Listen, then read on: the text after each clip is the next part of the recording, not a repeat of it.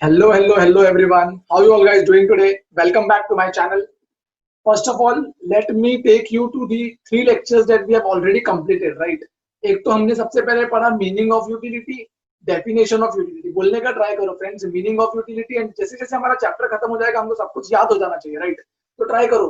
What is meaning of utility? Meaning और definition of utility का मतलब क्या होता है? Utility is the want satisfying power of a commodity, right? And एक और था capacity of a commodity to satisfy human want. इसके बाद हमने पढ़ा feature of utility. Total 10 points थे फीचर ऑफ यूटिलिटी.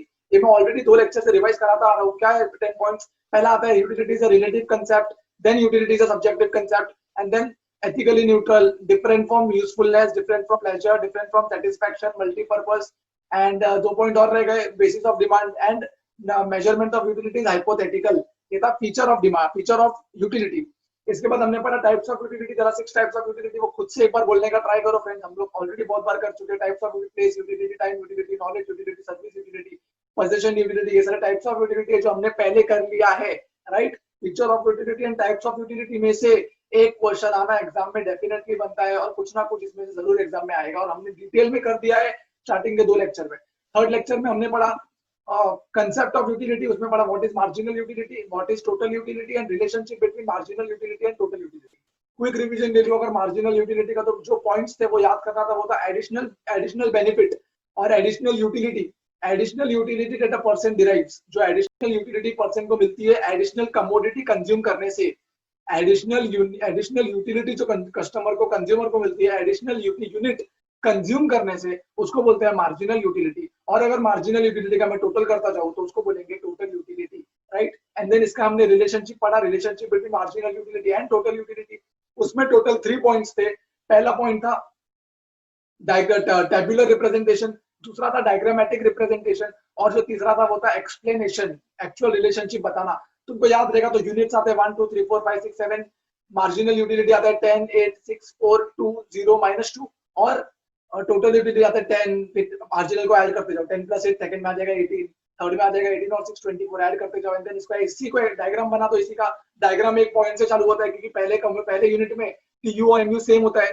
तो टीयू और एमयू सेम होता है तो वहां से तुम्हारा डायग्राम चालू होगा. वहां से टीयू का कर्व ऊपर जाता रहेगा, एमयू का कर्व नीचे आता रहेगा, ठीक है? एक पॉइंट आएगा जब एमयू, और वो भी अगर तुम लोग अच्छे से बहुत बार प्रैक्टिस करो तो याद आ जाएगा, जब मैं 6 यूनिट कंज्यूम करता हूँ तो एमयू 0 हो जाता है और टीयू सबसे मैक्सिमम रहता है. और वो पॉइंट को बोलते हैं point of satisfaction, complete satisfaction.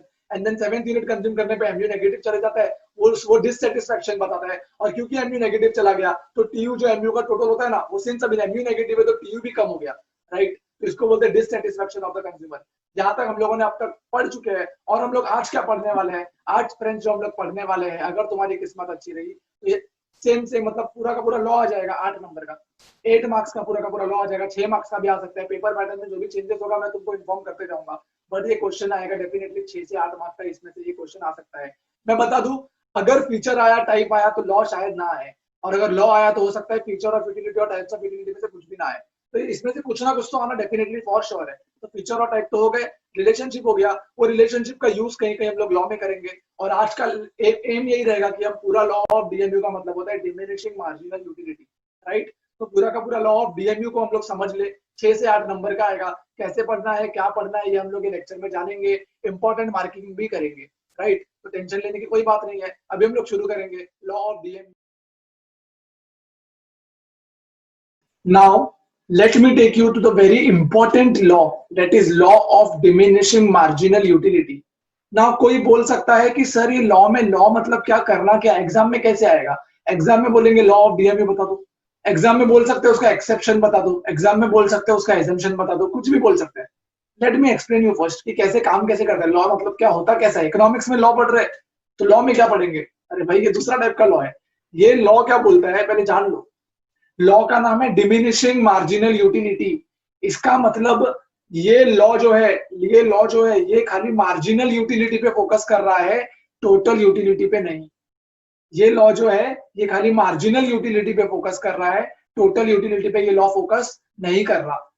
तो मार्जिनल यूटिलिटी का मतलब तो मैंने अभी रिवाइज भी करा दिया. पहले हमने अच्छे से पढ़ा हुआ है मार्जिनल यूटिलिटी क्या होता है, राइट? तो मार्जिनल यूटिलिटी का मतलब वही रहेगा. मतलब इसका मतलब क्या? इसका मतलब देखो, मैं स्टार्टिंग से बताता हूँ. जो लॉ ऑफ डीएमयू है ये एक्चुअली सबसे पहले कौन लेके आया पता है? Professor Gaussian. कौन लेके आया? प्रोफेसर गॉसिन, गॉसिन स्पेल में बता दूंगा क्या है, लेकिन सुन लो सिर्फ, मैं बोलता रहा हूँ, सुन लो सिर्फ। अभी तक तुम लोग को फ्लो पता चल जाना चाहिए कि हम लोग एक ही पैटर्न से पढ़ाई कर रहे हैं, राइट?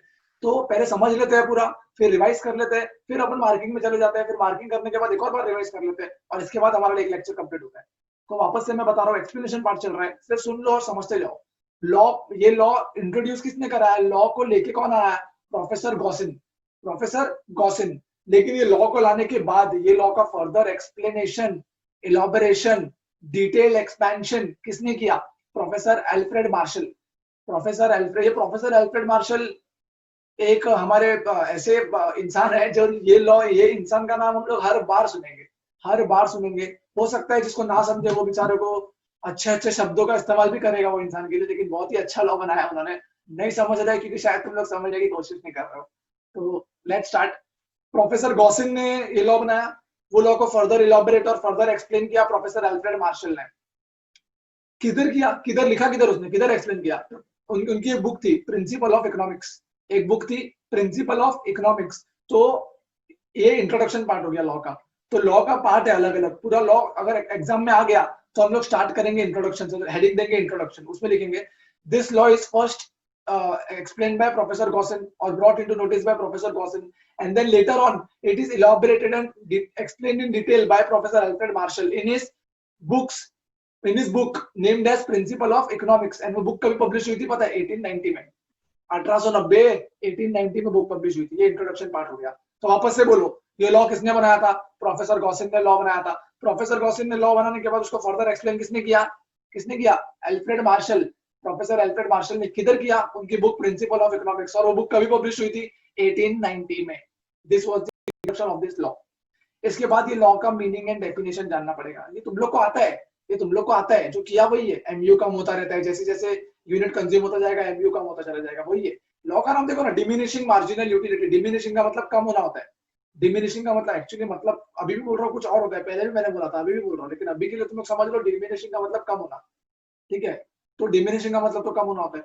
तो डिमिनिशिंग मार्जिनल यूटिलिटी का मतलब मार्जिनल यूटिलिटी कम हो रहा है, तो वही करेंगे हम लोग, मार्जिनल यूटिलिटी कम हो रहा है। तुम लोगों को उनको पहले से पता था, लेकिन लॉ बनाना जरूरी था। लॉ क्या होता है पता है? लॉ, लॉ का मतलब अभी सबके लिए एप्लीकेबल है, other than assumption and exception. कुछ एजम्पशन है लॉ के, कुछ एक्सेप्शन है, उनको अगर ध्यान में रखे, उनको छोड़ के ये लॉ सब पे एप्लीकेबल हो जाएगा, हर एक इंसान पे एप्लीकेबल हो जाएगा।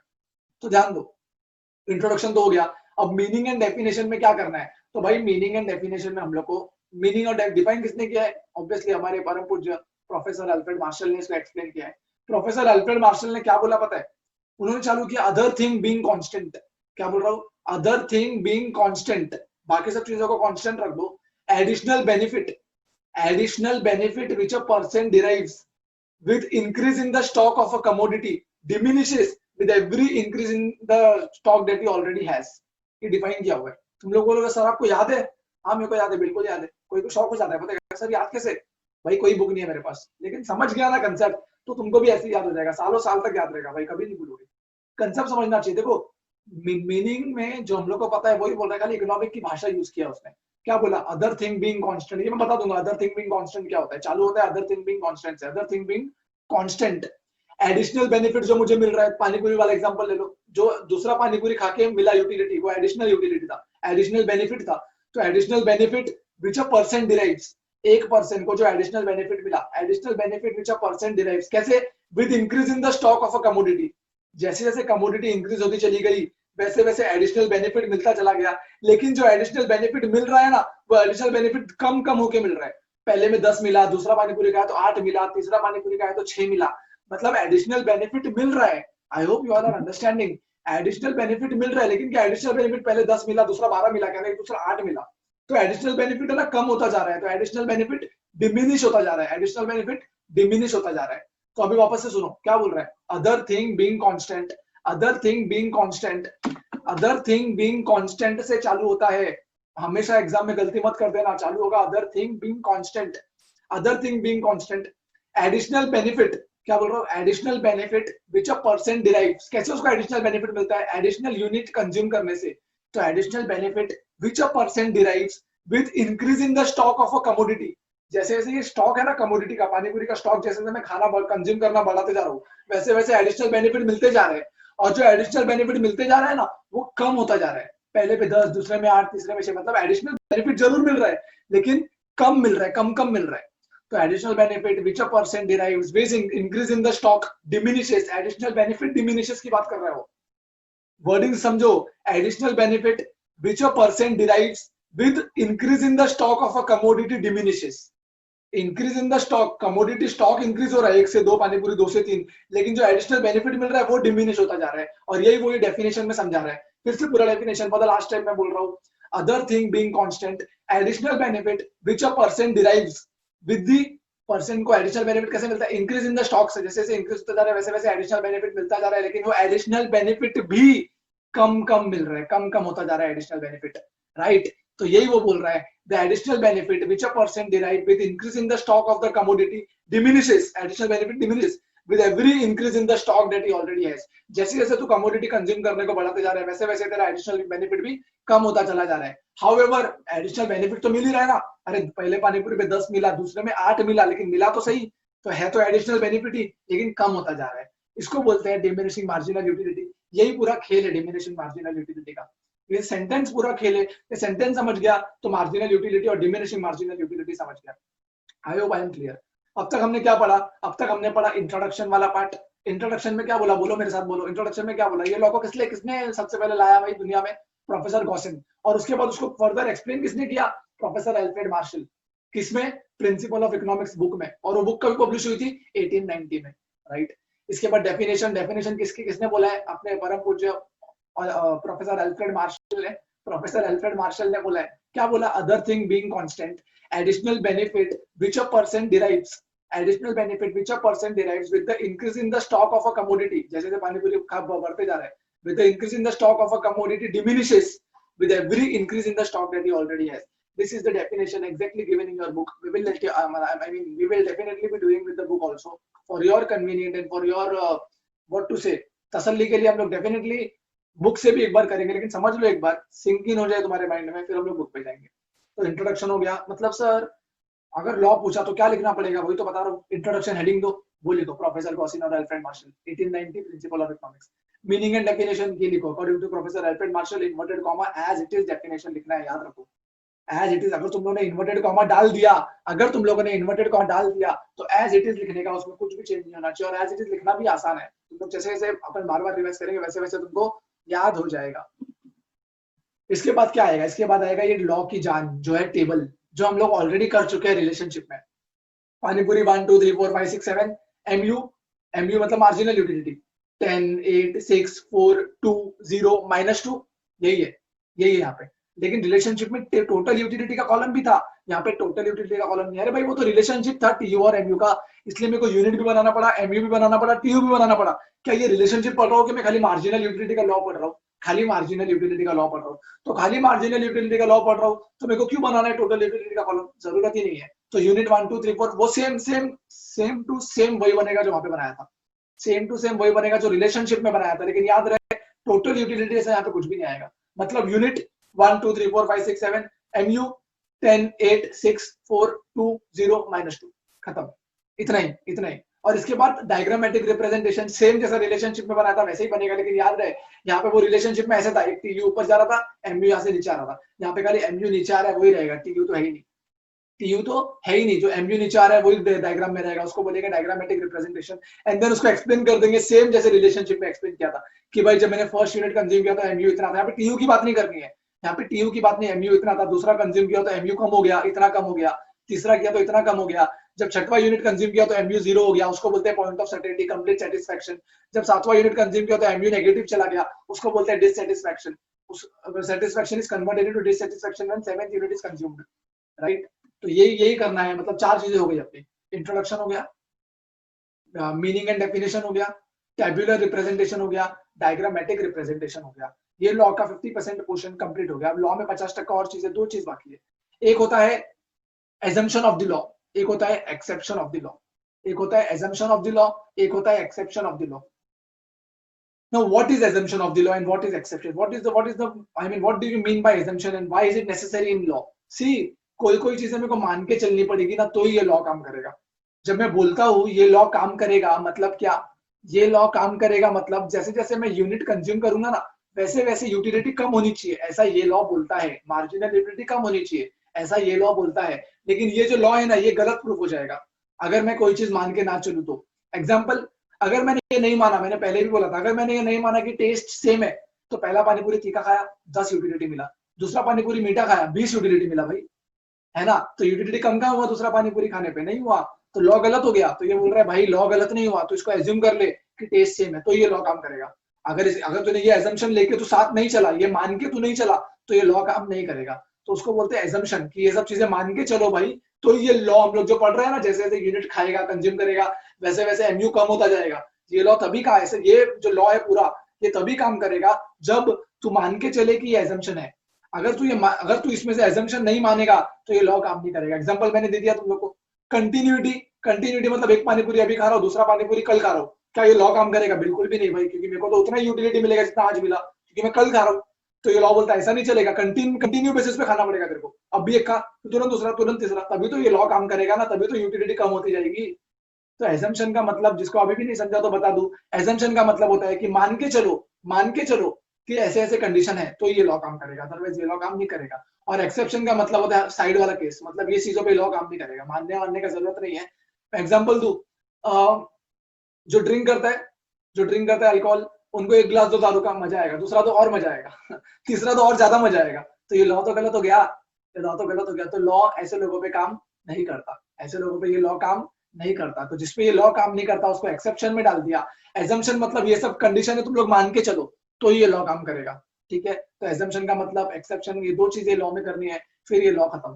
फिर क्रिटिसिज्म है, लॉ में क्या क्या खामियां हैं, क्या क्या क्रिटिसाइज किया हुआ है ये लॉ को, किसने किसने क्रिटिसाइज किया, वो बाद में पढ़ेंगे। लेकिन अभी के लिए इतना इंपॉर्टेंट था, पहला इंट्रोडक्शन हमने सीखा, दूसरा हमने सीखा मीनिंग एंड डेफिनेशन, तीसरा हमने सीखा टेबुलर रिप्रेजेंटेशन, चौथा हमने सीखा डायग्रामेटिक रिप्रेजेंटेशन, पांचवा हमने सीखा एजम्पशन ऑफ द लॉ, छठवां हम लोग करने वाले exception of the law, right. तो स्टार्टिंग के चार तो मैं बता चुका हूँ, एजम्पशन और एक्सेप्शन अंदर का देखना बाकी है, मैंने आइडिया दे दिया, और बाकी सब मैंने एक्सप्लेन कर दिया है कि हम लोग इंट्रोडक्शन बता दिया, मीनिंग डेफिनेशन हमने याद करने की कोशिश कर ली, एंड देन इसके बाद हमने टेबुलर बता दिया, टेबल मैंने बताया सेम रिलेशनशिप में जैसे टेबल बनता है वैसे ही आएगा, डायग्राम भी सेम रिलेशनशिप वाला आएगा, टोटल यूटिलिटी का ग्राफ नहीं आएगा, ना ही टेबल में आएगा ना ही डायग्राम में आएगा, टोटल यूटिलिटी हटा दो वहां से, ठीक है। फिर टेबल डायग्राम को एक्सप्लेन करना है जैसे रिलेशनशिप में एक्सप्लेन किया था, लेकिन एक्सप्लेनेशन में टीयू को मत लाओ, क्योंकि खाली एमयू का बात करना है अपने को, ठीक है। इसके बाद जो एजम्पशन था वो एजम्पशन पे अपन डिस्कस करेंगे अभी, और जो एक्सेप्शन था उस पर भी अपन डिस्कस करेंगे। हालांकि मैंने बता दिया एजम्पशन और एक्सेप्शन का रोल क्या है लॉ के अंदर, राइट।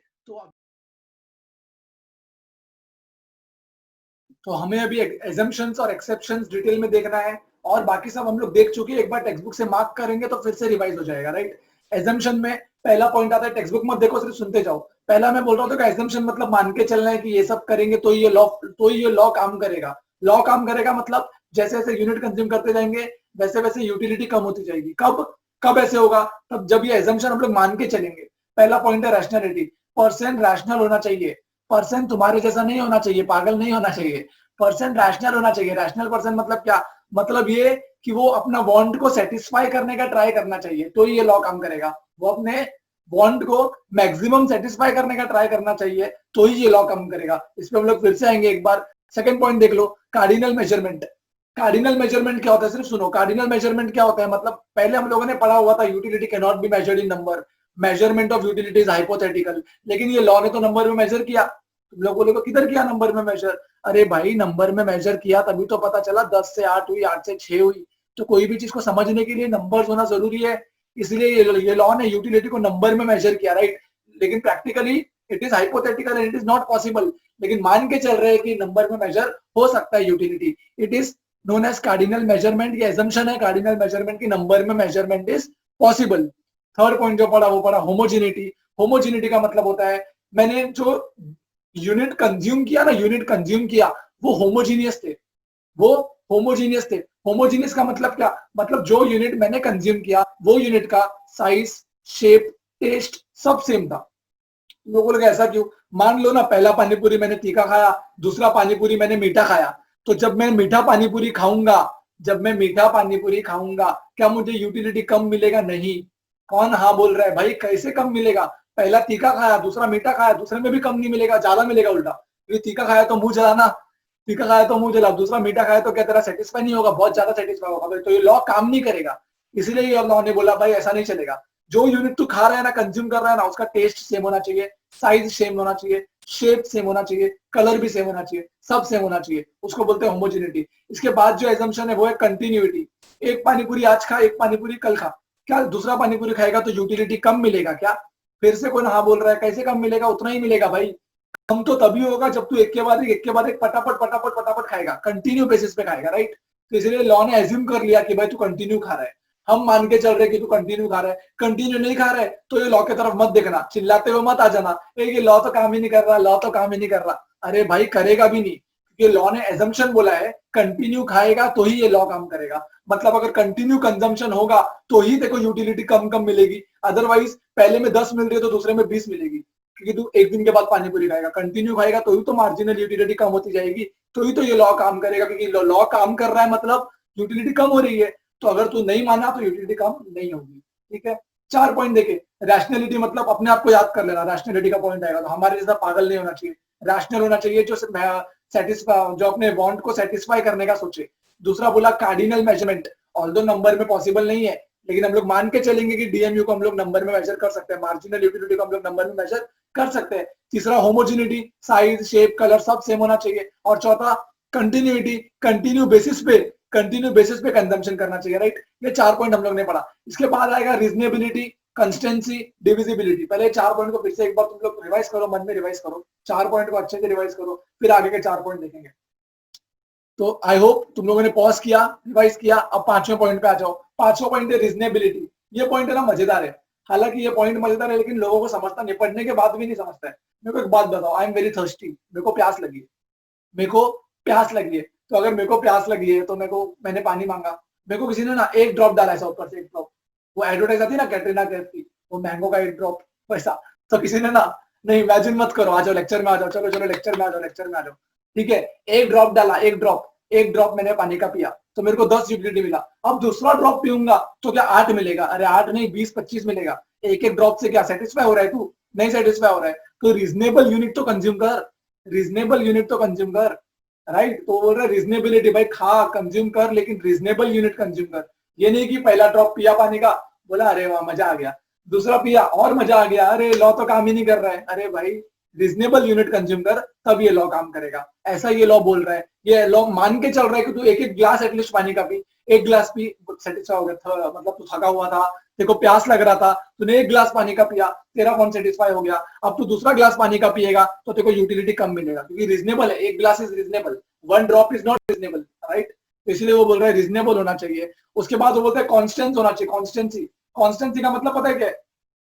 इनकम, टेस्ट, हैबिट, ये सब है ना कांस्टेंट होना चाहिए कंज्यूमर का। जब जैसे जैसे पहला पानीपुरी खाया, यूटिलिटी मिला, मेरे को बॉस का फोन आया, हाइपोथेटिकल एग्जांपल है लेकिन समझा रहा हूं मैं तो, पानीपुरी खाया, यूटिलिटी मिला 10, बॉस का फोन आया, तेरी इनकम बढ़ गई, अरे वाह दूसरा पानीपुरी भी खाया और ज्यादा मजा आ गया। नहीं खुशी खुशी थी ना, एक पानीपुरी खाने के बाद जो खुशी मिल गई ना मेरे को, सैलरी बढ़ गया, मेरा प्रमोशन हो गया, बॉस का फोन आ गया, तुरंत वो दूसरा बना रहा था इतने में फोन आ गया, तुरंत मैंने दूसरा खाया, खुशी हो गई और दूसरे से यूटिलिटी भी ज्यादा मिल गई। मैं चिल्लाई ये लॉ तो गलत हो गया, लॉ तो गलत हो गया। अरे भाई लॉ ने बोला है, हम मान के चल रहे तेरा सब सेम है, इनकम सब सेम है, सब कुछ सेम रहेगा, टेस्ट हैबिट भी सेम रहेगा, तो देखो दूसरे से कम यूटिलिटी मिलेगी, कुछ बढ़ गया तो ये लॉ काम नहीं करेगा, राइट? इसीलिए कुछ कुछ पॉइंट है जो मान के चल रहे तो ये लॉ काम करेगा। डिविजिबिलिटी, डिविजिबिलिटी क्या होता है तुम लोग को पता है?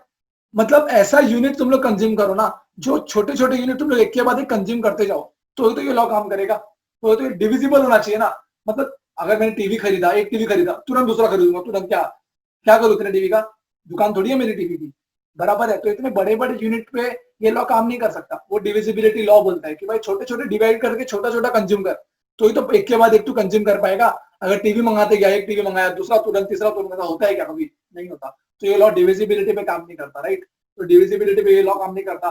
7 पॉइंट हमने पढ़ा, 7वां पॉइंट बहुत ज्यादा इंपॉर्टेंट है, 7वां पॉइंट बहुत ज्यादा इंपॉर्टेंट है, ये एजम्पशन है। एजम्पशन है जो हम लोगों ने 7 पॉइंट पढ़े, homogeneity, continuity, reasonability, constituency, divisibility, ये सब पॉइंट बहुत इंपॉर्टेंट है। तो तुम लोग अपने आप को याद कर लेना, तुम लोग अपने आप को याद कर लेना, तुम लोग का रैशनल पॉइंट याद आ जाएगा, ठीक है? तो ये 7 पॉइंट जो हमने पढ़े ये बेहद इंपॉर्टेंट है। आई होप तुम लोग सिर्फ सुन रहे हो। और एक जो लास्ट पॉइंट है वो है सिंगल बॉन्ड। लास्ट पॉइंट है वो है सिंगल बॉन्ड। सिंगल बॉन्ड का मतलब मान के चल रहा है कि एक चीज तरह एक ही जरूरत पूरा करेगा, तो ये लॉ काम करेगा। इलेक्ट्रिसिटी पे ये लॉ काम नहीं करेगा, क्योंकि मैंने फैन चालू किया, मजा आया, तुरंत मैंने लाइट भी चालू किया, अरे मजा तो आया ही ना, लाइट भी तो चाहिए था मुझे। तो क्या दूसरा, जब मैंने वो यूनिट से दूसरा कुछ यूज किया तो क्या मुझे यूटिलिटी मेरा कम हुआ? क्या नहीं कम हुआ? लॉ तो बोलता है वापस से यूज करेगा तुरंत तो यूटिलिटी कम होता है, लेकिन कम नहीं होगा। इसलिए मान के चल रहा है कि भाई एक यूनिट से तेरा एक ही वांट सेटिस्फाई हो रहा है, एक यूनिट से तेरा एक ही वांट सेटिस्फाई हो रहा है, ये मान के चल रहा है लॉ। इसीलिए ये सारे एजम्पशंस थे, राइट। तो एजम्पशन के टोटल 8 पॉइंट है। 8 पॉइंट है, एक है rationality, homogeneity, continuity, constituency, single want, divisibility और 2 पॉइंट और है, ऐसे टोटल 8 पॉइंट है, राइट। आई होप तुम लोग को समझ रहा है, आई होप तुम लोग को समझ रहा है। देखो हम लोग मार्किंग करेंगे तो हम लोग वापस से एक और बार करेंगे, अभी खाली सुनने का काम करो। एजम्पशन होता है, एजम्पशन के ये 8 पॉइंट तुम्हारे टेक्स्ट बुक में देखो, सामने तुम्हें दिख रहे 8 पॉइंट, ये लोग मार्किंग करेंगे, पढ़ने की जरूरत नहीं है, ये मार्किंग करेंगे। मतलब ये सब मान के चल रहा है ना, कार्डिनल मेजरमेंट, ये सब मान के चल रहा है वो लॉ कि ये सब है तो ही ये लॉ काम करेगा। अगर ये एज्यूम तुम लोग नहीं कर रहे हो, अगर ये कंडीशन तुम्हारी सेटिस्फाई नहीं हो रही है तो ये लॉ काम नहीं करेगा। मान के चलना है एजम्पशन, मतलब ये लॉ को समझना है तो मान के चलो ये सब चीजें है तो ये लॉ काम करेगा, राइट। इसके बाद मैंने एक और चीज, लास्ट पॉइंट मुझे लॉ ऑफ डिमांड में सिखानी है, वो है exception of the law. Exception मतलब भाई इन सब लोगों पे तो भाई लॉ ने अभी हाथ जोड़ लिए, लॉ ने भी हाथ जोड़ लिए, लॉ ने बोला भाई इस पे मैं काम नहीं कर सकता, उसको बोलते हैं एक्सेप्शन ऑफ द लॉ। तो एक्सेप्शन ऑफ द लॉ में समझ जाओ तुम लोग। एक्सेप्शन ऑफ द लॉ मतलब मैंने एग्जांपल दिया था, तुम लोग को याद रहेगा तो मैंने एग्जांपल दिया था एक्सेप्शन का। एक तो एग्जांपल दिया था, क्या बोला था मैंने? बोला ड्रंकर जो ड्रिंक करते हैं, राइट, तो उन लोग को तो एक बोतल दो, दूसरी बोतल दो तो उन लोग को और मजा आएगा, ये लॉ काम ही नहीं कर रहा है, तो वो सब एक्सेप्शन के केस में आता है। पहला एक्सेप्शन हो गया हॉबी। हॉबी समझते हैं? मेरे को अगर हॉबी है देश का कॉइन कलेक्ट करने का, मेरे को अगर हॉबी है पेंटिंग करने का, मैं एक पेंट करूंगा मेरे को मजा आएगा, दूसरा पेंट करूंगा। तो मेरा अगर हॉबी एडिटिंग करने का, एक वीडियो को एडिट करूंगा तुरंत दूसरे वीडियो को एडिट करूंगा, क्या मेरे को यूटिलिटी कम मिलेगा? नहीं, मेरा यूटिलिटी तो बढ़ता चला जाएगा। जो एडिटिंग करते हैं, जो एडिटिंग करते हैं उनका यूटिलिटी बढ़ता चला जाता है। पहला वीडियो एडिट किया तो मजा आया, दूसरा एडिट किया तो और मजा आएगा, राइट। जो पेंटिंग करते हैं, पहला पेंट किया तो मजा आया, दूसरा पेंट किया तो यूटिलिटी और बढ़ गया, तो उनपे ये लॉ काम नहीं करेगा। अगर तुम्हारा हॉबी है कुछ करना तो वो हॉबी पे ये लॉ काम नहीं करेगा, क्योंकि लॉ के हिसाब से तो जब तू दूसरा कर रहा है ना तुरंत, तो यूटिलिटी कम होना चाहिए, लेकिन हॉबी के केस में वैसा नहीं होता, और इसीलिए हॉबी को एक्सेप्शन में डाला हुआ है कि भाई तू एक्सेप्ट है, एक्सेप्शन है ये लॉ का, ये लॉ तेरे ऊपर काम नहीं करेगा। दूसरा आता है माइजर। ये पता है तुम लोग को? कंजूस लोग, कंजूस लोग जो होते हैं वो हर एक रूपी उनको सेटिस्फेक्शन देता है। 1 रुपया पड़ा हुआ मिला उठाएंगे तुरंत दूसरा मिला और मजा आएगा। एक्चुअली सब पे ये लॉ होता है, खाली कंजूस लोगों पे नहीं है, खाली माइजर मिजर लोगों पे नहीं है, सब पे एप्लीकेबल होता है भाई, ये सब पे एप्लीकेबल होता है। इसके लिए मनी भी एक एक्सेप्शन में डाला हुआ है, मनी भी एक्सेप्शन में डाला हुआ है, हम लोग पढ़ेंगे। तो सेकंड पॉइंट हम लोग देखेंगे बाद में। थर्ड पॉइंट जो आता है वो होता है एडिक्शन। एडिक्शन मतलब मैंने बताया ड्रग्स, ड्रग्स बताया, अल्कोहल बताया, जिसको पीने की आदत है, जिसको ड्रग्स लेने की आदत है, ये सब बहुत बुरी चीज है भाई, लेने का सोचना भी नहीं। तो ये सब जो भी पीने की आदत है या ड्रग्स लेने की आदत है, ये सब क्या होता है? ये सब जब भी कंज्यूम करते हैं तो उनको मजा आता है, फिर दूसरा भी कंज्यूम करता है और मजा आता है, तीसरा भी कंज्यूम करता है और मजा आता है। लॉ कहाँ गया? लॉ का तो हो गया ना कचरा। तो लॉ एडिक्शन के केस में काम नहीं करता। ये 3 एक्सेप्शन बहुत इंपॉर्टेंट एक्सेप्शन जो हम लोग देखे। चौथा और पांचवा हालांकि इतना इंपॉर्टेंट नहीं है। पावर, इंसान को पावर मिलती है, कोई भी कैसी भी पावर, फिजिकली भी जान लो या पोजीशन वाइज भी पावर जान लो, जैसे जैसे पावर मिलती जाती है इंसान को मजा आते जाता है, राइट। ये हाइपोथेटिकल चीज लगी मुझे, पावर क्या मतलब, जैसे जैसे पावर मिलती जा रही है वैसे वैसे इंसान का यूटिलिटी बढ़ता जा रहा है, तो ये लॉ काम नहीं करेगा। लॉ बोलता है कि मैं एक मिला यूटिलिटी बढ़ा, दूसरा मिलेगा तो कम होना चाहिए। पावर के केस में ऐसा नहीं होता, मनी के केस में भी ऐसा नहीं होता। हालांकि मनी एक आर्ग्यूएबल कंसेप्ट है, वो आर्ग्यूमेंट आगे हम लोग करने वाले हैं, लेकिन अभी याद रखो मनी के केस में भी, मनी भी एक्सेप्शन है। जैसे जैसे पैसा मिलता जाता है, तो मैंने बताया माइजर्स के केस में क्या होता है, बताया था माइजर्स के केस में क्या होता है, वही जो उनको 1 रुपया मिलता है तो मजा आता है, तो वो सबको ही आता है, खाली माइजर को ही क्यों, वो तो सबको बेनिफिट होता है। 1 रुपया मिलेगा तो सेटिस्फेक्शन मिलेगा, दूसरा रुपया मिलेगा तो थोड़ा और सेटिस्फेक्शन मिलेगा, राइट। तो इसीलिए लॉ ये काम चीज पे काम नहीं करता। तो हम लोगों ने दो चीज पढ़ी, कौन सी दो चीज पढ़ी? एजम्पशन पढ़ा और एक्सेप्शन पढ़ा। एजम्पशन के कुछ 7-8 पॉइंट थे, एक्सेप्शन के 5 पॉइंट है, ये लॉ के साथ लिखना है। मतलब हम लोगों ने लॉ में अभी तक क्या क्या क्या तुम लोग को पता है? इंट्रोडक्शन, मीनिंग डेफिनेशन, उसके बाद tabular representation, diagrammatic representation, assumption of the law, exception of the law. ये 6 चीजें साथ में चलती है, तब जाके 7 से 8 नंबर तुम्हारे पॉकेट में होंगे। और बेहद आसान है, बेहद आसान है। एजम्पशन और एक्सेप्शन तो बेहद आसान है, और मान के चलना पड़ेगा तो ही लॉ काम करेगा। अभी भी तुम लोग अगर तुरंत पढ़ाने के बाद अभी भी तुम लोग रिकैप करके तो 4-5 तुम्हारे दिमाग में आ ही जाएगा, एजम्पशन भी आ ही जाएगा। होमोजेनिटी सेम होना चाहिए, कंसिस्टेंसी होना चाहिए, कॉन्स्टेंसी होना चाहिए, अरे ये सब तो कॉमन है। तुम लोग अपने आप को याद करोगे तो रैशनैलिटी याद आ जाएगा। फिर जो है वो नंबर में मेजर करना पड़ेगा, लॉ को पॉसिबल नहीं है, इसलिए तो एजम्पशन है, मान के चलो। मान के चलो कि नंबर में मेजर कर सकते हैं, मान के चलो कि तुम लोग एक के बाद एक जो यूनिट कंज्यूम कर रहे हो वो सेम है, टेस्ट में भी, साइज में भी, शेप में भी। मान के चलो रैशनल हो तुम लोग जो कंज्यूम कर रहे हो वो, ठीक है। तो ऐसा मान के चलना। और एक्सेप्शन है, एक्सेप्शन मतलब इन पे लॉ काम नहीं करेगा। हॉबी हो गया, एडिक्शन हो गया, माइजर्स हो गया, पावर हो गया, मनी हो गया। ये 5 लोग है, 5 चीजें ऐसी है, 5 चीजें या 5 लोग जिसपे ये लॉ काम नहीं करेगा, राइट। तो ये थे एग्जम्पशंस और एक्सेप्शन। अभी हम लोग जो करने वाले हैं उसको हम लोग मार्किंग करेंगे, और मार्किंग करके समझेंगे एक बार और कि टेक्स्ट बुक में उसको किस तरीके से लिखा है पूरे के पूरे लॉ को। और फिर इसी के साथ आज का लेक्चर वाइंड अप। तो हमारा समझ के तो सब कुछ हो गया, अब सिर्फ मार्किंग करना है और एक और बार रिवाइज करना है, राइट। तो एक बार मार्किंग देख लेते हैं। हम लोग थे लॉ ऑफ डीएमयू पे। लॉ ऑफ डीएमयू मतलब law of diminishing marginal utility, उसी का शॉर्ट फॉर्म है डीएमयू। भाई ये तो बोलोगे डीएमयू पढ़ा है ही नहीं और मार्किंग करा रहा है, ऐसा नहीं है। तो उसी का शॉर्ट फॉर्म है डीएमयू। तो पहले मैंने बताया था इंट्रोडक्शन, आंख बंद करो और रिवाइज करने का स्टार्ट करो। इंट्रोडक्शन में मैंने क्या बताया था? इंट्रोडक्शन में मैंने बताया था law was first introduced by Professor Gaussen and then later on it is explained in detail by Professor Alfred Marshall in his books Principle of Economics, right, in the year 1890। तो वही यहाँ पे मैंने mark किया हुआ है, आप देख सकते हो वही है। ये लिखने का कोई जरूरत नहीं है, इंट्रोडक्शन में 4 लाइन इज इनफ। बाद में हम लोग थे definition of the law, statement of the law. Definition of the law क्या बोलता है? स्टार्ट करना है अदर थिंग बीइंग कांस्टेंट से। अदर थिंग बीइंग कांस्टेंट, ये मार्जिनल यूटिलिटी का लॉ है, तो फोकस खाली एमयू पे होगा, टीयू पे नहीं। रिलेशनशिप में हम लोग ने दोनों पे फोकस किया था, यहाँ पे फोकस खाली एमयू पे होगा। प्रोफेसर अल्फ्रेड मार्शल सर क्या बोलते हैं? वो बोलते हैं अदर थिंग बीइंग कांस्टेंट, मतलब जो एजम्पशन वाली चीजें है ना, वो सबको कांस्टेंट रखनी है, वो सबको कांस्टेंट रखो। and the additional benefit which a person derive with the increase in the stock of the commodity diminishes with every increase in the stock that he already has। ये है उसका डेफिनेशन। क्या बोला सर आपने? समझ नहीं आई? ये मैं एक्सप्लेन ऑलरेडी कर चुका हूँ, फिर से तुम लोग बैक पे जाके एक्सप्लेनेशन देख सकते हो। लेकिन ये एज इट इज डेफिनेशन यहाँ पे लिखा हुआ है। तो ये बोल रहा है सर एक और बार रिवाइज कराना, करा देंगे भाई, एक और बार रिवाइज करा देंगे, कोई दिक्कत नहीं है, एक और बार रिवाइज करा देंगे, लेकिन मार्क तो कर ले।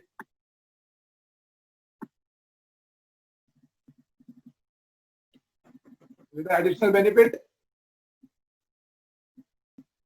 additional benefit which a person derive in the treatment with already has। यही लिखा है मैंने, यही यहाँ पे मैंने पहले भी यही पढ़ाया था, अभी भी यहाँ पे ये कुछ अलग नहीं लिखा है। क्या लिखा है? यहाँ पे लिखा है कि जो एडिशनल बेनिफिट है, additional benefit which a person derive, जो भी एडिशनल बेनिफिट मिलता है एडिशनल यूनिट कंज्यूम करने से, जो भी एडिशनल बेनिफिट मिलता है, वो एडिशनल बेनिफिट जैसे जैसे यूनिट कंज्यूम करते जाएंगे वैसे वैसे वो एडिशनल बेनिफिट कम होता जाता है, राइट। क्या बोल रहा हूँ मैं बोला कि जैसे जैसे हम लोग यूनिट पहला पानीपुरी खाया, दूसरा पानीपुरी खाया, तीसरा पानीपुरी खाया, तो जो एडिशनल पानीपुरी में खाता गया, वो एडिशनल पानीपुरी खाने की वजह से जो एडिशनल यूटिलिटी मिलता गया, वो एडिशनल यूटिलिटी तो कम होता जाता है ना, वो एडिशनल यूटिलिटी तो कम होता जाता है। वो एडिशनल यूटिलिटी को क्या बोलते हैं अपने इकोनॉमिक्स के टर्म में? Marginal utility. तो जैसे जैसे मैं पानीपुरी खा रहा हूँ वैसे वैसे मार्जिनल यूटिलिटी कम होती जा रही है, राइट। तो वही यहाँ पे डेफिनेशन में लिखा हुआ है। एडिशनल बेनिफिट, देखो बीच में का भूल जाओ, एडिशनल बेनिफिट फिर which a person derive with increase the stock commodity भूल जाओ। क्या बोला? एडिशनल बेनिफिट याद रखो, बीच में का सब भूल जाओ, सीधा यहाँ पे आ जाओ, diminishes. Additional benefit diminishes with every increase in the stock. जैसे जैसे इंक्रीज होता जाता है एडिशनल बेनिफिट कम होता जाता है। अभी एडिशनल बेनिफिट कौन सा है? जो पर्सन डिराइव करता है। कैसे डिराइव करता है? जैसे जैसे वो पानीपुरी का इंक्रीज करता जाएगा कंजम्पशन, जैसे जैसे वो पानीपुरी का कंजम्पशन इंक्रीज करता जाएगा वैसे वैसे एडिशनल बेनिफिट कम होता जाएगा। वही ये डेफिनेशन में लिखा है, वही मैंने एक्सप्लेन किया था, ये डेफिनेशन है। और ये उसी को पैसिव वॉइस में सिंपल वर्ड में लिखा है कि भाई मार्जिनल यूटिलिटी सक्सेसिव यूनिट से मार्जिनल यूटिलिटी जो मिलता है वो डिमिनिश होता जाता है, राइट। तो देखो in other words, simple words में बोल रहे हो कि marginal utility from successive unit diminishes, marginal utility on successive unit diminishes। ये आगे का द ब तो तुम लोग लगा देना, लेकिन ये मेन वर्ड ये है, ये मीनिंग का मेन वर्ड है कि मार्जिनल यूटिलिटी सक्सेसिव यूनिट से डिमिनिश होता जाता है, राइट।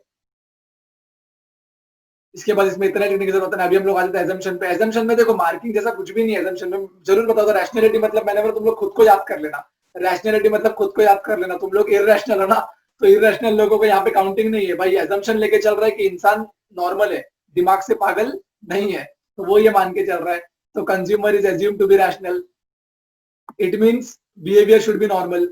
मतलब उसका बिहेवियर कैसा है? उसका बिहेवियर नॉर्मल है। और वो क्या ट्राई करता है? ट्राई करता है टू मैक्सिमाइज सेटिस्फैक्शन, राइट। दूसरा है कार्डिनल मेजरमेंट। कितने बार तो कार्डिनल मेजरमेंट हो गया, number I mean calculation of utility in number is not possible, right? measurement is not possible, measurement is hypothetical। तो वो ये मान के चल रहा है कि हम तो भाई नंबर में मेजर करेंगे, राइट। तो यही तो बोल रहा है कि the law assumes that utility can be cardinally or numerically measured। इतना लिखोगे तभी भी चलेगा। And hence even though it is hypothetical, ये भी लिख सकते हो, even though it is hypothetical but still according to this law we have to measure utility in numbers, that is in cardinal measurement, right? homogeneity मतलब क्या, सब कुछ same होना चाहिए। homogeneity का मतलब क्या होता है? homogeneity का मतलब यही तो होता है कि सब कुछ सेम होना चाहिए। homogeneity का मतलब देखो, all units of a commodity consumed are exactly homogeneous or identical। इसमें क्या टिक कराओ, इसमें क्या टिक कराओ, वही तो है कि भाई सब कुछ सेम होना चाहिए और क्या। all units of a commodity that we consume should be same in respect of size, shape। मैंने बोला था तीखा पानी पूरी खा रहे तो दूसरा भी देखो तीखा ही खाना है, दूसरा मीठा नहीं खा सकता तो भाई, राइट। इसके बाद क्या, कंटिन्यूटी, एक के बाद एक अगर मैं पानी पूरी खाऊंगा तो ये लॉ सेटिस्फाई होगा। एक अभी खाया एक कल खाया तो क्या दूसरा पानी पूरी खाने पे यूटिलिटी कम मिलेगा क्या? बिल्कुल भी कम नहीं मिलेगा, उतना ही उल्टा ज्यादा यूटिलिटी मिलेगा और ज्यादा मजा आएगा, राइट। कंटिन्यू बेसिस पे खाऊंगा तो कम मजा आएगा और यूटिलिटी कम होता जाएगा, और तो ही ये लॉ काम करेगा।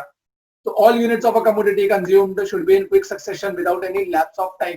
फटाफट कंज्यूम करना है भाई without any lapse of time, right. इसके बाद अगर तुम लोग देखोगे तो क्या रीजनेबिलिटी है, कॉन्स्टेंटी है, डिविजिबिलिटी है और सिंगल बॉन्ड है, ठीक है। अब मेरे को एक बात बताओ, इसमें इंपॉर्टेंट चीजें जो मैंने इंपॉर्टेंट अभी तक मैंने मार्क करा है, तुम लोग बोलोगे सर क्या जो मार्किंग करा है वही लिखना है क्या? मैं ये नहीं बोल रहा हूँ, अभी जो एग्जैक्टली बाय करके नहीं जाना है यार, ये मार्क करा है ना, ये सारे वर्ड्स तुम्हारे आंसर में आएंगे तो तुम्हारा जो एक दो नंबर, जो आधा नंबर एक नंबर कटता है वो नहीं कटेगा, राइट। रीजनेबिलिटी क्या बोलता है? रीजनेबिलिटी बोलता है एक एक ड्रॉप से क्या मेरा वांट सेटिस्फाई होगा क्या? मेरे को प्यास लगी है, मेरी मम्मी आई मेरे को एक ड्रॉप दी पानी का, अरे एक ड्रॉप पानी का दी फिर दूसरा ड्रॉप दी तो दूसरे ड्रॉप से क्या यूटिलिटी कम मिलेगा? बिल्कुल भी कम नहीं मिलेगा। तो ये लॉ तो बोलता है जब मैं दूसरा यूनिट कंज्यूम करता हूँ तो यूटिलिटी कम होता है, लेकिन रीजनेबल तो होना चाहिए भाई। रीजनेबल तो एक गिलास पानी का पी फिर दूसरा गिलास पी तो देखो कम मिलेगा, लेकिन एक ड्रॉप से तो कम नहीं मिलेगा, उसको बोलते हैं रीजनेबिलिटी। मतलब यूनिट जो है ना वो रीजनेबल साइज का कंज्यूम करना चाहिए, ये नहीं एक एक ड्रॉप कंज्यूम करे और बोले अरे दूसरे यूनिट पे तो मुझे ज्यादा यूटिलिटी मिला, ये लॉ काम ही नहीं कर रहा है, ऐसा नहीं होता। तो वही बोल रहा है कि all the units should be of reasonable size, neither too big nor too small। Constituency का मतलब बोलते हैं तेरा टेस्ट हैबिट वगैरह सब कुछ कांस्टेंट होना चाहिए, तो वही बोल रहा है, वही सब कुछ क्या होना चाहिए? शुड रिमेन कांस्टेंट, सब कुछ कांस्टेंट होना चाहिए। And marginal utility of money, ये हम लोग बाद में देखेंगे, अभी लिखने की जरूरत नहीं है। डिविजिबिलिटी का मतलब मैंने क्या बोला, ऐसा यूनिट को कंज्यूम करना है जो स्मॉल क्वांटिटी में कंज्यूम कर सकूं। अभी टीवी खरीदना है, अभी एक टीवी लाया, तुरंत एक टीवी लाया, तुरंत, ऐसा होता है क्या? कोई बोलेगा सर तुरंत क्यों लाना है? अरे भाई तुरंत इसीलिए लाना है क्योंकि यहाँ पे ऊपर एक पॉइंट था ना कि मेरे को एक के बाद एक फटाफट कंज्यूम करना पड़ेगा, तो टीवी के केस में तो ऐसा पॉसिबल ही नहीं है, बिल्कुल भी मतलब बिल्कुल भी पॉसिबल नहीं है। बिल्कुल सही, कोई ऐसा सोच रहा है पॉसिबल नहीं है तो बिल्कुल सही सोच रहा है। इसीलिए तो इसने बोला डिविजिबिलिटी, मतलब ऐसा प्रोडक्ट पे ये लॉ काम करेगा जो डिविजिबल हो, स्मॉलर क्वांटिटी में एक्वायर कर सकते हैं फटाफट, राइट। तो ये वही बोल रहा है so that it can be acquired in small quantity, उसी की बात कर रहा है। Law assume that the commodity consumed by the consumer is divisible मतलब छोटे छोटे क्वांटिटी में एक्वायर कर सकते हैं। टीवी फ्रिज उनको ये लॉ काम नहीं करेगा भाई, वो क्या फटाफट एक के बाद एक खरीदते हैं क्या? नहीं। और सिंगल वांट मतलब कोई भी एक कमोडिटी है वो खाली एक ही वांट सेटिस्फाई करनी चाहिए, अगर एक से ज्यादा वांट सेटिस्फाई करेगी ना, तो सपोज मेरा कोई एक वांट सेटिस्फाई हो गया, मैंने उसको तुरंत दूसरा वांट से सेटिस्फाई कर लिया, तो दूसरा वांट सेटिस्फाई किया तो क्या यूटिलिटी कम मिलेगी? नहीं, यूटिलिटी तो उतनी मिलेगी, शायद ज्यादा मिले, इसको बोलते हैं सिंगल वांट, राइट। तो टोटल 8 पॉइंट थे जो हमने पढ़े, 8 पॉइंट थे, 8 assumptions थे, पहले पढ़ चुके थे, अभी खाली मैंने इंपॉर्टेंट मार्किंग करा दिया, ओके। इसके बाद हम लोगों ने क्या पढ़ा? इसके बाद हम लोगों ने पढ़ा, ये देखो ये टेबल इंपॉर्टेंट है, टेबल ये सेम रिलेशनशिप का ही टेबल है, और ये इसको बोलते हैं टेबुलर रिप्रेजेंटेशन, सेम जैसा हमने रिलेशनशिप में पढ़ा था, खाली वहां पे टीयू का भी कॉलम था, यहाँ पे टीयू से कोई लेना देना नहीं है, खाली एमयू है, और चार्ट भी खाली एमयू का है, राइट। देखो ना मार्जिनल यूटिलिटी का तो चार्ट है, बोला था तो जीरो हो जाएगा तो उसको बोलते हैं पॉइंट ऑफ सर्टेनिटी, नेगेटिव हो जाएगा तो सेटिस्फेक्शन कन्वर्ट हो गया डिससेटिस्फेक्शन में, राइट।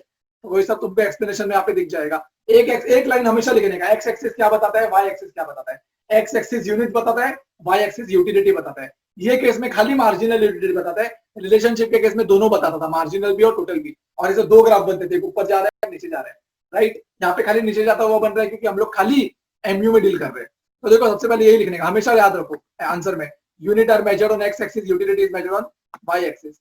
और फिर जो हम लोग ने रिलेशनशिप में लिखा ना यार, वो पॉइंट भी यहाँ पे लिख सकते हो, लेकिन टीयू को मत घुसा देना, यहाँ पे टीयू का कोई मतलब ही नहीं है। तो यहाँ पे देखो एमयू का स्लोप डाउनवर्ड, ये वाला पॉइंट, एमयू कब नीचे आ रहा है, जैसे जैसे यूनिट कंज्यूम बढ़ता जा रहा है नीचे से, 1 से 2, 2 से 3, वैसे वैसे एमयू नीचे आता जा रहा है। ये सेम टेबल का ही ग्राफ में रिप्रेजेंटेशन है, कुछ नया नहीं है भाई। जब एमयू 0 हो गया उसको बोलते हैं कंप्लीट सेटिस्फेक्शन, कंप्लीट सेटिस्फेक्शन मतलब क्या? कंप्लीट सेटिस्फेक्शन का मतलब अभी अगर तूने और यूनिट कंज्यूम किया ना, तो सेटिस्फेक्शन है ना डिससेटिस्फेक्शन में कन्वर्ट हो जाएगा, सेटिस्फेक्शन डिससेटिस्फेक्शन में कन्वर्ट हो जाएगा, उसको बोलते हैं कंप्लीट सेटिस्फेक्शन, राइट। ये अगर नेगेटिव हो गया तो उसको बोलेंगे डिसयूटिलिटी, और वो नेगेटिव को तुम शेड कर देना, नेगेटिव को नीचे जो नेगेटिव में जा रहा है उसको शेड कर देना, वो डायग्राम में दिखा, हम एक और बार देख लेंगे। इसके बाद जो एक्सेप्शन वाला पॉइंट है, एक्सेप्शन में क्या क्या पढ़ा, हॉबी पढ़ा, माइजर्स पढ़ा, एडिक्शन पढ़ा, ये सब पॉइंट है ना जो जिनको ये लॉ काम ही नहीं करता। एडिक्शन है, अगर तेरे को दारू पीने का आदत है, तेरे को एक गिलास दिया तो तेरे को यूटिलिटी मिला, दूसरा देने पे कम होएगा क्या, उल्टा बढ़ जाएगा, ठीक है।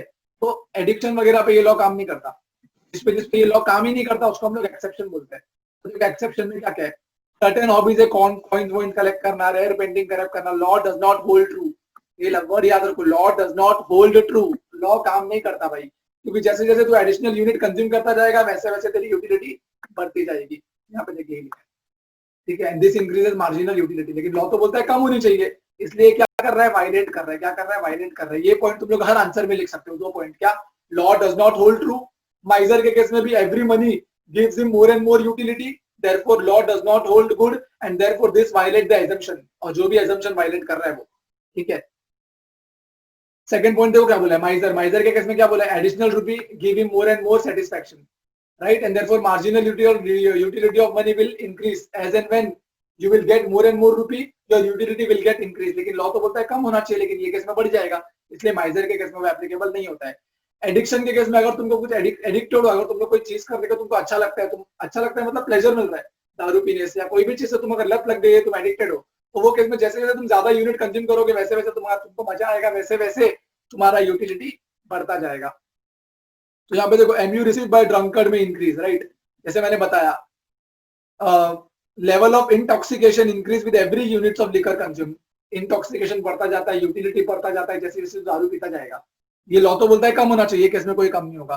पावर के केस में भी तो वैसे ही बोला है यार, this is an exception to the law of DMU, because when a person acquire power his lust for power increases. Word देखो क्या यूज किया है, वर्ड देखो क्या यूज किया है friends, lust, lust for power increases, ये वर्ड इन्होंने यूज किया है, मैंने मन से नहीं बनाया, इन्होंने यूज किया है, तो तुमको ऐसा वर्ड यूज करना है, इसीलिए मैं मार्क कर रहा हूँ, lust for power increases, right, and he desire to have more and more of it, उसको लगता है जितनी ज्यादा पावर मिले उतना ज्यादा मुझे यूटिलिटी मिलेगा, पावर मिलती है यूटिलिटी मिलता है, कम नहीं होता है ज्यादा होता है।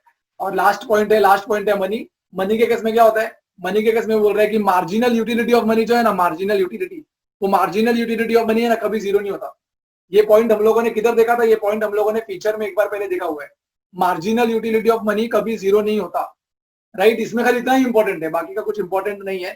तो यहाँ पे इसमें अगर तुम लोग एग्जाम्पल देखोगे, एग्जाम्पल क्या बोला है, marginal utility of money is more to poor and than a rich person, marginal utility of money is more to poor person than a rich person, right। तो ये लास्ट पॉइंट था money का, marginal utility of money never become zero, क्योंकि stock of money, जैसे जैसे पैसा मुझे मिलता जा रहा है वैसे वैसे मुझे पैसा और लेने की इच्छा बढ़ती जा रही है, राइट। और ये मैं बता दूं तुमको, ये एक्सेप्शन जो है ना अलग से क्वेश्चन में, मतलब एक्सेप्शन लॉ के साथ अटैच नहीं होता कभी भी, याद रखना। लॉ में क्या क्या होगा, introduction, meaning definition, tabular representation, diagrammatic representation, थोड़ा 6-7-8 लाइन का एक्सप्लेनेशन और एजम्पशन ऑफ द लॉ, ये 7 चीजें अटैच होती है लॉ के साथ। जब जब एग्जाम में लॉ आएगा ये 7 चीजें लिखनी है और एक्सेप्शन का खाली मेन पॉइंट लिख के आने का बस, राइट। लेकिन अगर हम लोग बोलेंगे explain the law of demand along with exception, तो जो पहले का 7 पॉइंट था वो तो लिखना ही लिखना है, साथ साथ ये एक्सेप्शन भी लिख के लाना है, इन डिटेल अंदर का भी लिखना पड़ेगा, राइट। तो कोई कोई बोल सकता है क्या बोला समझ में नहीं आया, तो उनको एक और बार बता दूं, लॉ ऑफ डिमांड कैसे काम करता है। जो लॉ ऑफ डिमांड होता है वो लॉ ऑफ डिमांड में इंट्रोडक्शन होता है, इंट्रोडक्शन के बाद मीनिंग डेफिनेशन होता है, मीनिंग डेफिनेशन के बाद क्या होता है, टेबुलर रिप्रेजेंटेशन, मतलब वो टेबल बनाना होता है, उसके बाद ग्राफिकल रिप्रेजेंटेशन होता है, ग्राफिकल रिप्रेजेंटेशन के बाद उसका एक्सप्लेनेशन होता है, एक्सप्लेनेशन के बाद एजम्पशन होता है, डिटेल में एक्सप्लेन करना पड़ता है, यहाँ पे लॉ खत्म। अगर क्वेश्चन में बोला लॉ ऑफ डिमांड भी एक्सप्लेन करो और उसका एक्सेप्शन भी बताओ, ऐसा क्वेश्चन में बोला अलोंग विद एक्सेप्शन, तो ये तो करना ही करना है, इसके साथ साथ एक्सेप्शन भी लिखना है, डिटेल में लिखना है, अंदर जाके लिखना है। और अगर उन लोग खाली लॉ ऑफ डिमांड बोलते हैं, ओनली लॉ ऑफ डिमांड, तो ये तो लिखना ही लिखना है, साथ में एक्सेप्शन का खाली मेन पॉइंट लिख दो बस, अंदर का लिखने की जरूरत नहीं है। अगर कंक्लूड करूं एग्जाम में क्या आएगा लॉ, सॉरी एग्जाम में अगर आएगा लॉ ऑफ डीएमयू, एग्जाम में अगर आएगा लॉ ऑफ डीएमयू, तो वो केस में क्या करने का, एग्जाम में अगर आएगा लॉ ऑफ डीएमयू तो वो केस में क्या करने का, तुमको ये सब लिखना है, एक्सेप्शन का खाली मेन पॉइंट लिखना है बस, राइट। और अगर एग्जाम में आ गया कि लॉ ऑफ डीएमयू एक्सप्लेन करो अलोंग विद इट्स एक्सेप्शन, तो ये केस में क्या करना है, ये केस में तुमको एक्सेप्शन का मेन पॉइंट तो लिखना ही लिखना है, साथ में अंदर का भी एक्सप्लेन करना है, राइट। तो इसी के साथ हमारा कंप्लीट हो गया law of diminishing marginal utility. सबसे इंपॉर्टेंट लॉ 6 से 8 नंबर का एग्जाम में आएगा, law of diminishing marginal utility, right. Exception अलग से भी आ सकता है, गिव रीजन में भी आ सकता है, why it is an exception to the law of DMU. Law of DMU का एक्सेप्शन क्यों है, ऐसा भी उन लोग पूछ सकते हैं। कोई भी उठा, जैसे कि hobby, why hobby is an exception to law of DMU. तो आपको पता रहना चाहिए एक्सेप्शन का मतलब, क्योंकि उस पर लॉ काम नहीं करता। जैसे जैसे हम यूनिट को कंज्यूम करते हैं वैसे वैसे यूटिलिटी बढ़ता है, और लॉ उस पर काम नहीं करता, इसलिए उसको एक्सेप्शन में डाल दिया। That is why it is an exception to law of diminishing marginal utility, right. इसी के साथ हमारा लॉ पूरा खत्म हो गया। अगर किसी को जानना है कि हमने क्या क्या पढ़ा है तो मैं बता दूं, मेरे फर्स्ट लेक्चर में मैंने मीनिंग ऑफ यूटिलिटी और डेफिनेशन ऑफ यूटिलिटी को एकदम डिटेल में डिस्कस किया था, और उसके साथ साथ मैंने फीचर ऑफ यूटिलिटी भी एकदम डिटेल में डिस्कस किया था, राइट। ये मेरे फर्स्ट लेक्चर में, जो आपको ये स्क्रीन पे दिख जाएगा, फर्स्ट लेक्चर स्क्रीन पे दिख जाएगा, और फर्स्ट लेक्चर पे आप जाके यूटिलिटी का अच्छे से मतलब जान सकते हैं, और फीचर ऑफ यूटिलिटी के 10 पॉइंट्स को हमने समझा भी था और याद भी किया था। लेक्चर नंबर 2 में मैंने टाइप्स ऑफ यूटिलिटी कराया था, सारे के सारे जो 6 टाइप्स ऑफ यूटिलिटी है उसको हमने एक्सप्लेन किया। Lecture number 3 relationship between total utility and marginal utility हमने लेक्चर नंबर 3 में किया, वो भी आपको स्क्रीन पे दिख जाएगा। तो आपको इस स्क्रीन पे lecture number 1 meaning and definition of utility as well as feature of utility, और जो लेक्चर नंबर 3 है relationship between total utility and marginal utility, वो आपको स्क्रीन पे दिख जाएगा। अगर आपको टाइप्स ऑफ यूटिलिटी जानना है तो मेरे चैनल के अंदर जाइए, चैनल के अंदर लेक्चर नंबर 2 में आपको टाइप्स ऑफ यूटिलिटी भी दिख जाएगा, राइट। अगर आपको लेक्चर अच्छा लगा और अगर आपको कुछ भी थोड़ा भी बेनिफिट हुआ, थोड़ा भी वैल्यू एडिशन हुआ, तो सब्सक्राइब कर दीजिए, तो ताकि, और बेल आइकन जरूर दबा दीजिए ताकि आपको मेरा वीडियो सबसे पहले नोटिफाई हो। एंड लाइक जरूर कीजिए, शेयर कीजिए अपने फ्रेंड्स के साथ, सब लोग अच्छे से समझेंगे। बिकॉज लॉकडाउन में जो नेगेटिविटी माइंड में चल रही है, तो अगर हमारा लॉकडाउन के दौरान एक सब्जेक्ट खत्म हो जाएगा तो it will be beneficial for all, right. तो शेयर जरूर कीजिए, लाइक कीजिए, कमेंट कीजिए, और मुझे जो भी क्वेरीज है मेरा पर्सनल नंबर डिस्क्रिप्शन बॉक्स में देके रखा है, व्हाट्सएप कर दीजिए, रिप्लाई जरूर मिलेगा, right. Thanks a lot, and I hope you enjoyed it. And as I promised, we will be completing our chapter in 4 to 5 lectures, right? तो अभी 4 लेक्चर हो गए, नेक्स्ट लेक्चर में chapter number 2 will be completed. पांचों के पांचों lecture YouTube पे, और पूरा का पूरा economics free of cost YouTube पे आपको मिल जाएगा, राइट। सब्सक्राइब जरूर कीजिए, लाइक कीजिए, शेयर कीजिए, और आपके क्वेरीज कमेंट कीजिए, और सजेशन होगा तो वो भी कमेंट कीजिए। Okay, thanks a lot. And yes, कोई मुझे पूछ रहा था कि चैप्टर नंबर आगे कौन सा चैप्टर स्टार्ट होगा इसके बाद, तो मैं बता दूं, इसके बाद लॉ ऑफ डिमांड स्टार्ट होगा। इसके बाद लॉ ऑफ डिमांड स्टार्ट होगा, एंड लॉ ऑफ डिमांड मतलब जो डिमांड का चैप्टर है, डिमांड एनालिसिस, वो चालू होगा, और उसके बाद इलास्टिसिटी चालू होगा, राइट। तो उसके लिए stay updated, stay tuned and stay connected.